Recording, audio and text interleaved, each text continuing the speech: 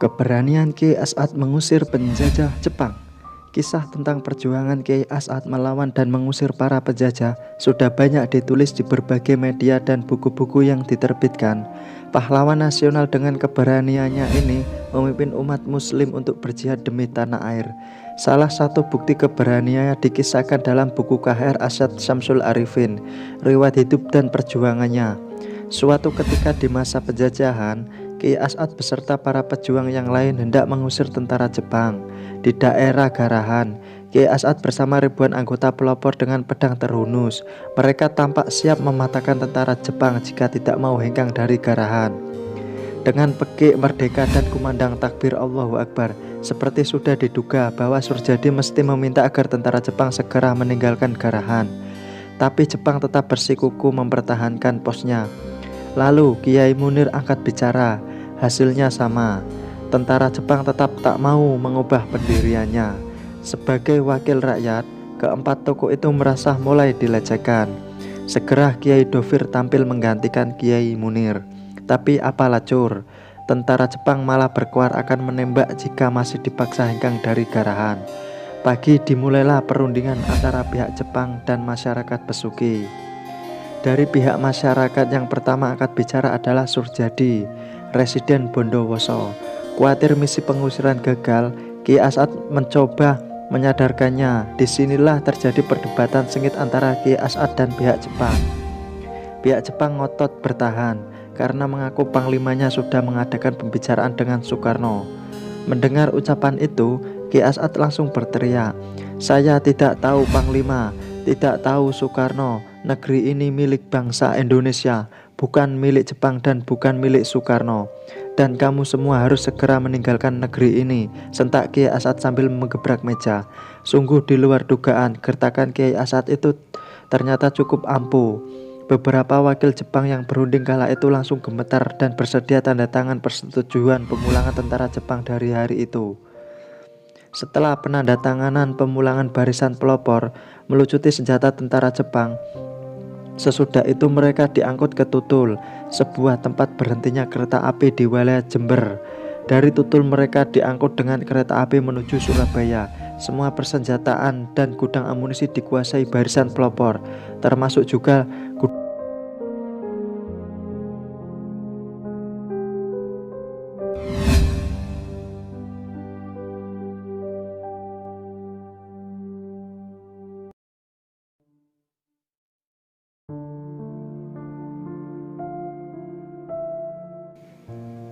Kisah karoma Kiai As'ad yang tidak pernah terlihat salat dan dapat menggandakan diri. Kiai Haji Zainullah Jauhar, salah seorang kodam atau pembantu Kiai As'ad Syamsul Arifin, menceritakan pengalamannya bersama Kiai As'ad. Kisah tersebut sebagai berikut. Selama bertahun-tahun mengabdi ke Kiai As'ad, saya memang jarang menyaksikan Kiai As'ad salat. Suatu hari saya dan seorang teman saya diajak bepergian oleh Kiai As'ad. Saat azan maghrib, kami berhenti di sebuah masjid. Saya lihat Kiai As'ad pergi ke masjid, maka kami pun mengikuti langkahnya. Anehnya, di dalam masjid tiba-tiba saya tidak melihat Kiai As'ad. Sepertinya Kiai As'ad langsung lenyap. Kami bingung, apakah Kiai As'ad tidak salat, pikir saya. Kami putuskan untuk pergi lagi ke mobil. Di dalam mobil ternyata sudah ada Kiai As'ad. "Loh, kalian kok kesini? Sudah selesai salat ya? Ayo sholat dulu," bentak Kiai As'ad. Maka kami pun langsung lari dan cepat-cepat salat. Selain itu, Kiai Zainullah Jauhar juga menceritakan pada suatu malam di serambi masjid, Kiai As'ad Ki Jumat dan sedang berbincang-bincang. Lalu Kiai As'ad menyuruh saya mengambil rokok di rumahnya. Maka saya pun berangkat. Ketika saya di dalam atau kediaman beliau saya sangat kaget. "Loh, Kiai As'ad kok sudah berada di rumah?" kok secepat ini Kiai As'ad kesini? Ya, saya melihat Kiai As'ad lah yang membukakan pintu. Siapa sih yang nyuruh kamu malam-malam begini mengambil rokok? Kata Kiai As'ad agak marah. Saya tertegun beberapa saat, tak bisa ngomong. Kemudian saya menjawab dengan sedikit keras. Yang menyuruh saya mengambil rokok Kiai As'ad. Ya, duli kala. Cepat ambil, kata Kiai As'ad. Setelah dipersilakan begitu, saya pun langsung masuk mengambil rokok di dalamnya. Ketika sampai di masjid, saya terheran. Ternyata Kiai As'ad masih ada di masjid. Lalu saya berbisik ke Ki Jumat, apakah tadi Kiai As'ad pulang atau tidak? Ki Jumat mengatakan bahwa Kiai As'ad dari tadi tidak beranjak dari tempat duduknya. Dalam hati saya bertanya-tanya, yang mana Kiai As'ad itu? Apakah sekarang yang duduk ini ataukah yang tadi di rumahnya? Kiai As'ad yang asli apakah yang pakai baju ini ataukah yang tadi pakai kaos itu?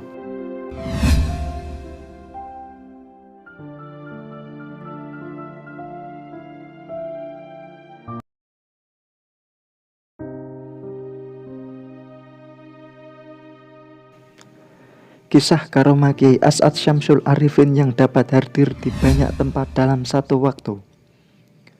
Ada sebuah kisah yang mengisyaratkan bahwa Kiai Syamsul Arifin memang bukanlah ulama sembarangan.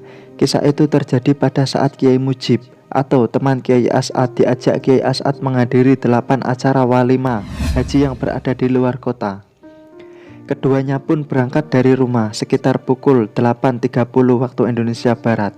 Namun, anehnya Kiai Mujib baru merasakan keajaiban yang dialaminya.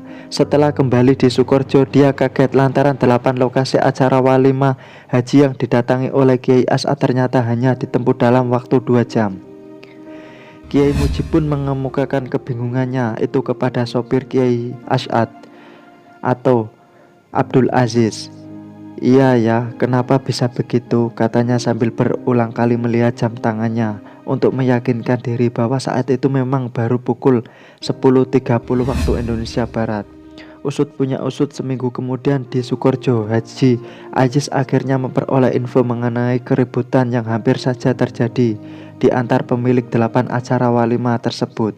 Karena masing-masing ngotot didatangi Kiai pada saat yang bersamaan, akhirnya mereka sama-sama heran sebab masing-masing mempunyai bukti berupa foto ketika Kiai berada di rumah-rumah mereka.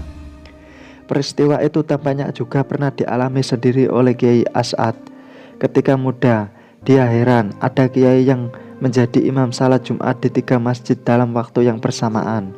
Menurut kisah Kiai As'ad bermakmum saat sholat Jumat dengan di Masjid Besuki Bupati Situbondo, yang mendengar hal itu membantah dan sambil ngotot mengatakan bahwa Kiai As'ad hari itu mengimami sholat Jumat di Situbondo. Bahkan sang bupati mengaku berdiri tepat di belakangnya. Penghulu Asem Bagus yang kebetulan mendengar pertikaian itu malah menimpali Kiai Haji As'ad menjadi imam masjid di daerahnya. Hal itu mengingatkan Kiai Haji As'ad pada dawuh perintah Habib Hasan Musawah bahwa Kiai As'ad telah mencapai makom fana fi adzat, bisa menjadi 3 bahkan 10 dalam waktu bersamaan. Ilmu yang sama kelak akan dimiliki juga oleh Kiai.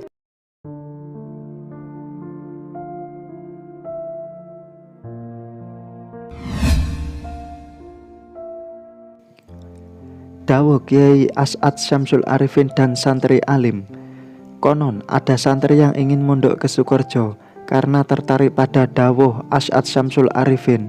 Dawuh ini memang populer di tengah masyarakat, terutama para santri senior. Dawuh yang sering disampaikan oleh Kiai As'ad adalah, santri saya yang mondok selama 4 tahun tidak pernah pulang sama sekali dan taat aturan di pesantren, maka saya jamin pasti alim.